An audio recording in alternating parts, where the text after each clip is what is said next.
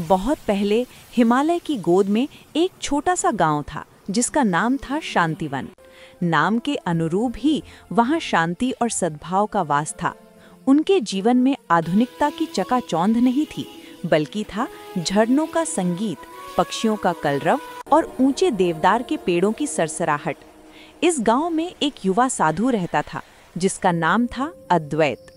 अद्वैत नाम का अर्थ है अद्वितीय, और वह वास्तव में अद्वितीय था।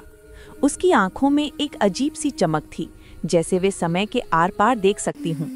अद्वैत बचपन से ही ध्यान और साधना में लीन रहता था। उसे दुनियावी मोह माया से कोई सरोकार नहीं था। उसकी खोज कुछ और थी। वह जीवन के परम सत्य को जानना चाहता था। गांव वाले उसे बहुत मानते थे, क्योंकि वे मानते थे कि अद्वैत में कोई दैवीय शक्ति है। कई बार उसने गांव को आने वाली आपदाओं से बचाया था, जैसे भूस्खलन या अचानक आने वाले तूफान। उसकी भविष्यवाणियां हमेशा सच साबित होती थीं। एक दिन शांतिवन में एक अजीब घटना हुई।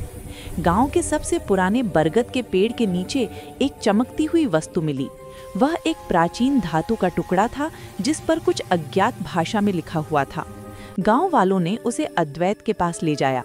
अद्वैत ने उस टुकड़े को हाथ में लिया और उसकी आंखों में गहन चिंतन के भाव उभर आए। उसने महसूस किया कि यह कोई साधारण वस्तु नहीं है, बल्कि इसमें कोई गहरा रहस्य छिपा है। रात भर अद्वैत उस टुकड़े पर ध्यान करता रहा। अगली सुबह उसने गांव वालों को बुलाया और बताया कि यह टुकड़ा एक प्राचीन सभ्यता का अवशेष है जो हजारों साल पहले इस धरती पर मौजूद थी। उसने कहा कि इस पर एक ऐसे स्थान का नक्शा बना है जहां काल चक्र छिपा हुआ है। काल चक्र एक ऐसी शक्ति थी जो समय को नियंत्रित कर सकती थी। अद्वैत ने यह भी बताया कि यह काल चक्र बहुत खतरनाक हो सकता है अगर यह गलत हाथों में पड़ जाए। यह एक लंबी और जोखिम भरी यात्रा थी, लेकिन अद्वैत अपने निश्चय पर अटल था। उसने घने जंगलों, बर्फीले पहाड़ों और तपते रेगिस्तानों को पार किया। रास्ते में उसे कई चुनौतियों का सामना करना पड़ा, जंगली जानवरों से मुकाबला और प्रकृति की कठोरता।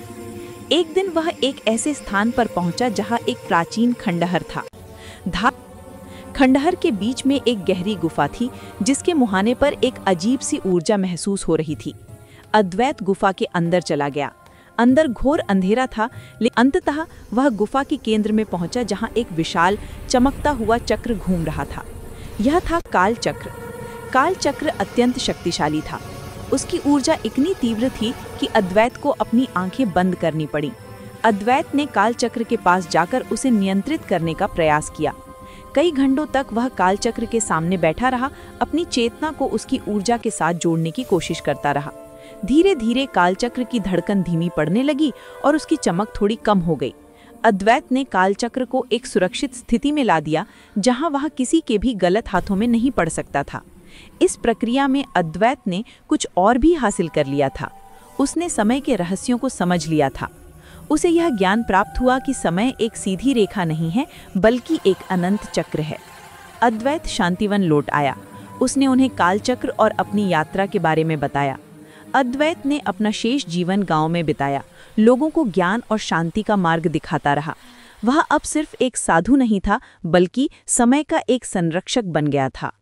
उसकी कहानी पीढ़ियों तक सुनाई जाती रही। एक ऐसी कहानी जो हमें यह सिखाती है कि सच्ची शक्ति बाहरी वस्तुओं में नहीं, बल्कि हमारे भीतर के ज्ञान और विवेक में निहित है।